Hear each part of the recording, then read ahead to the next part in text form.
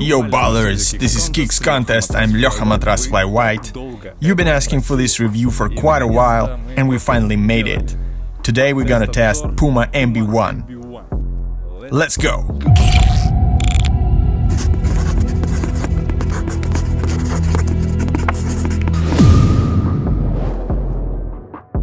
There's no problems at all with putting these on thanks to the classic lacing system. There's no inner booty or any straps inside, just the usual detached tongue. So if you have a high arch, don't worry, you won't feel any discomfort while lacing these up. Same for the wide-footed guys. When it comes to sizing, technically Puma MB01 run true to size, but when I got my usual size 12, they were just a tad bit tight, but it's bearable. Ideally, I would go half a size larger though. There's lots of padding in the heel and the forefoot section, and most notably in the tongue, like good old times. Soft and comfy inside, and it feels like a blanket, a warm blanket. The foot starts to heat up just as you start your warm-up. Despite lots of padding, the shoe is pretty flexible and doesn't restrain movements. Thus, it doesn't need any time to break in, so you can start playing in them once you get them out of the box. Just keep in mind these are high-top sneakers, so your usual movements won't be as free-flowing as they could be in low-top shoes. But that's not that critical.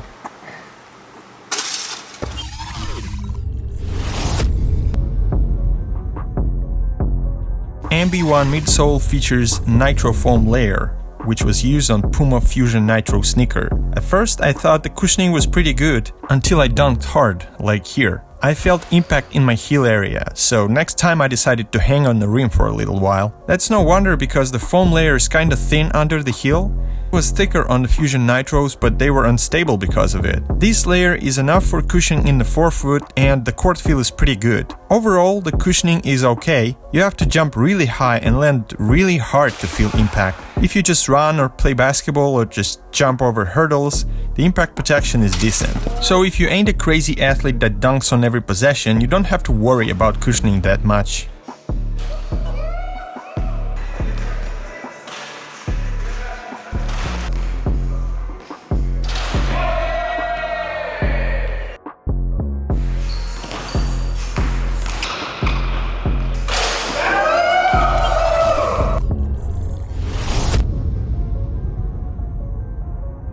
Puma MB01 traction pattern is kinda indistinct and the grooves aren't that deep, so it's gonna pick up dust really quickly. They do grip well on a clean court, but even then you instinctively want to wipe them once in a while as the micro slippages start happening. On a rubber court, the shoes give you excellent traction, but on a concrete and tarmac courts, it's not as good, and you might slip once in a while.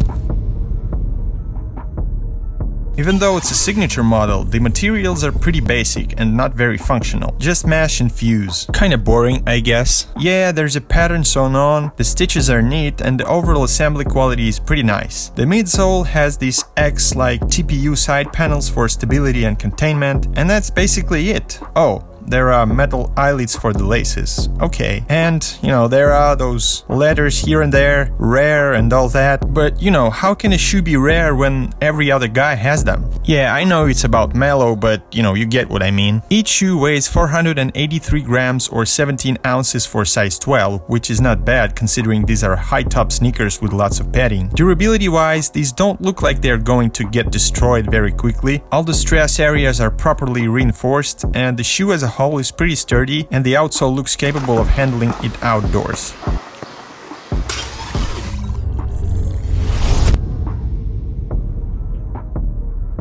Forefoot lockdown is provided by two straps from both sides of the shoe. Heel lockdown is also there due to a pretty firm heel cup. Plus, you can tie the laces as tight as you want for additional lockdown, and this won't affect comfort thanks to a huge amount of padding in the tongue. As for lateral stability, it's not so good here because there's no outrigger and the outsole is not widened in the forefoot area, and this brings a risk of tweaking your ankle on a hard lateral move. As for the medial stability, it's all good thanks to a torsion plate in the midsole and the TPU panels on the sides. It's impossible to twist the shoe even a tiny bit. As I said, the TPU panels also act like lateral containment elements, and they keep your foot in place during all the moves, so you don't worry about that.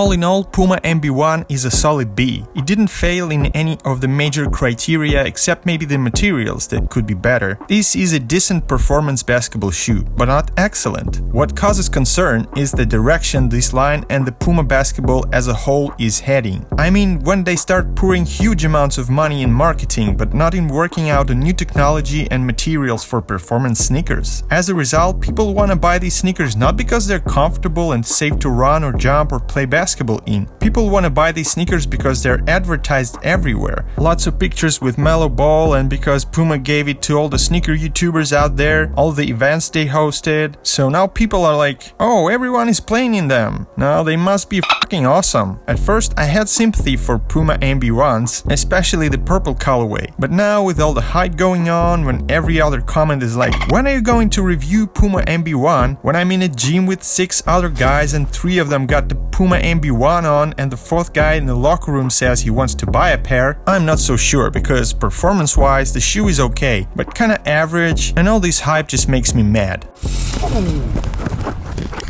This was Kicks Contest, I'm Lyoha Matrasfly White. Thanks for watching. If you like this video, please hit that thumbs up button, that goes a long way. Also, click the bell icon to find out when the video comes up. And of course, subscribe to our channel if you're not, because if you're not, come on, what are you doing here? Also, subscribe to our Instagram at Kicks Contest World, where we put teasers, first impressions, and basketball and sneaker news. See you there. This was Kicks Contest, I'm Lyoha Matrasfly White. Peace everyone, kushti supchik, pow!